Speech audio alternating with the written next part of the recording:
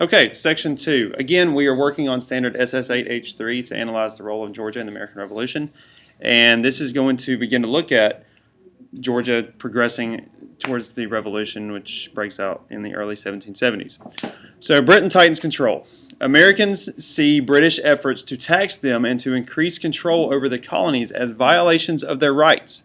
And again, the colonists are going to start getting taxed because Great Britain was in debt because of the war that they had been in. They had been in many different wars over the last 100 years, but this war in particular caused them a lot of financial constraints, and they didn't want to tax their own people in their own country because then they'd be voted out of office. So of course they're going to tax colonists over in the New World, over in the colonies, that really and truly couldn't do much about it. Britain tightens control, trade, taxes, and troops. The Trade and Navigation Acts.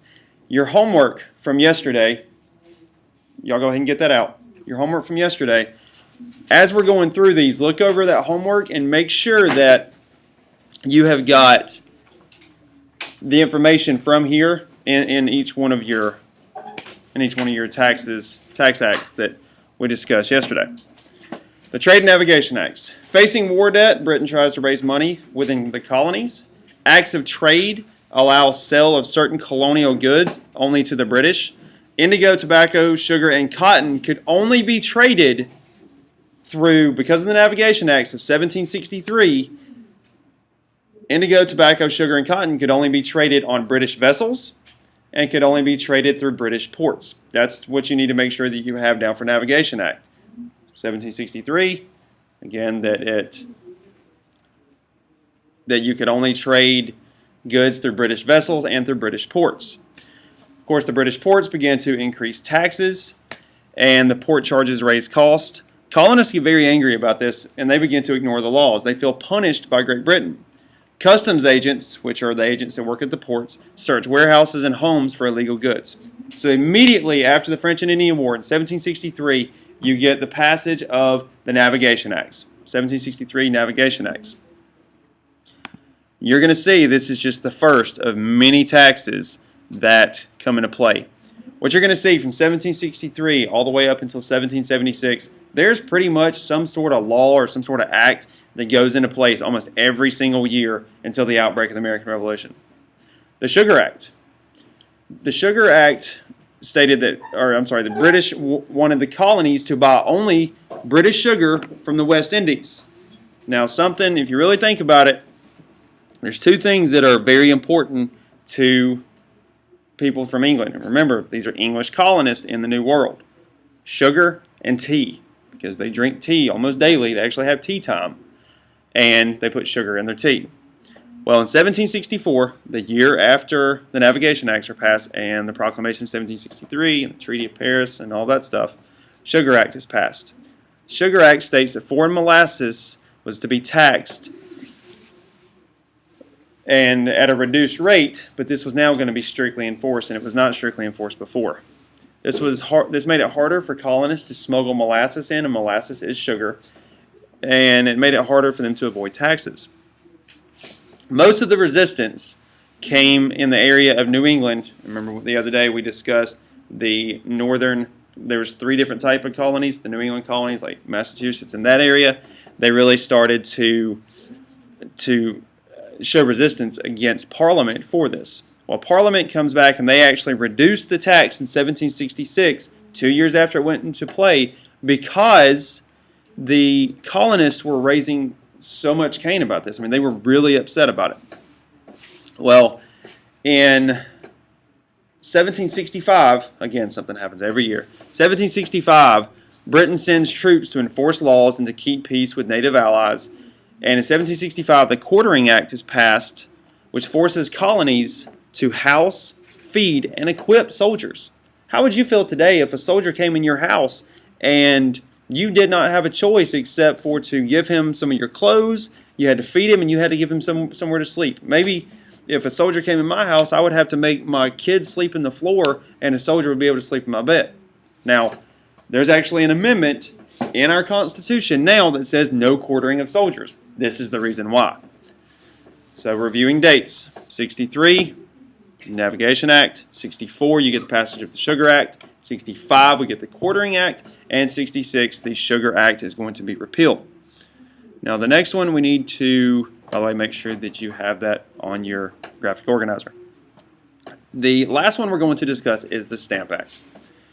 Wider tax causes further protests. The Sugar Act affected merchants. Again, merchants are traders and your people that are on ships and trading things back and forth between Europe and the New World. 1765, the Stamp Act comes into play. All legal commercial documents must carry stamps showing that the tax was paid. It didn't matter if it was a contract, if it was a marriage license, if it was a death certificate, if it was a deck of cards. Everything had to have a stamp on it. If it was a document, it pretty much had to have a stamp on it. Well, the colonists object to these taxes without having representation in Parliament. There's a saying known as no taxation without representation. Everybody say that. Say it. No taxation without representation. Again. No taxation without representation. Again. No taxation without representation. Again. No taxation without representation. Very good. That is one of the most important sayings that come out of this period in time. What no taxation without representation means is that the colonists was telling Parliament that we don't have anybody here representing our thoughts and representing the way that we feel about these taxes. They were very upset about that because their voices and their concerns could not be heard. Whereas today, if you have a problem, you can write your congressman. Every one of us have a representative in the state for the federal Congress. Every one of us have a representative for our district that goes to the Georgia General Assembly and speaks our concerns. So that was very important at that time. The Stamp Act Congress was actually called in 9 colonies, and the delegates all went up to New York to discuss this. They declared it illegal, the Stamp Act illegal, and asked King George to repeal the Stamp Act. Well, the Stamp Act in Georgia was Governor Wright, who again was the governor from 1760 to 1776. He supports Parliament and their decisions.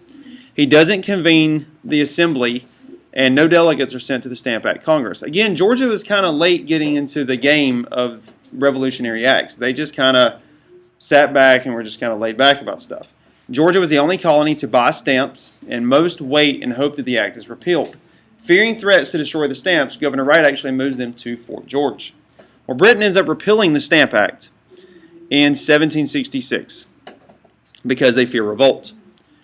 Well, the Declaratory Act, and make sure that you have this down on your notes even if there's not a box for it.